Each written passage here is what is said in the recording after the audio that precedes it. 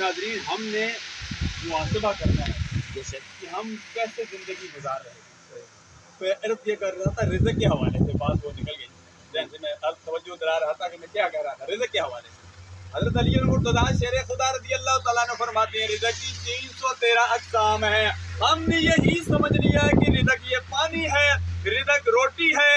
नहीं, रिज़्क़ पानी भी है, रिज़्क़ रोटी भी है, रिज़्क़ हमारी आंखें भी हैं जिनसे हम देखते हैं, रिज़्क़ हमारे कान भी है जिनसे हम सुनते हैं, रिज़्क़ हमारी ज़बान भी है जिससे हम बातें करते हैं, जिससे हम कुरान की तिलावत करते हैं, नाते मुस्तफ़ा पढ़ते हैं। रिज़्क़ जो है हमारे पाँव भी हैं, हमारे हाथ भी हैं जिनसे हम पकड़ते हैं।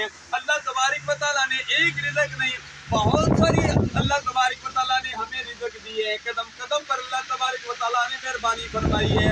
हमें अल्लाह तबारक व तआला ने काम दिए सुनने के लिए, इसलिए सुनने के लिए दिए कि इन कानों से तुम गाने न सुनो, इन कानों से तुम गलत बातें न सुनो, झूठ न सुनो, गीबत न सुनो, चुगली न किसी की सुनो।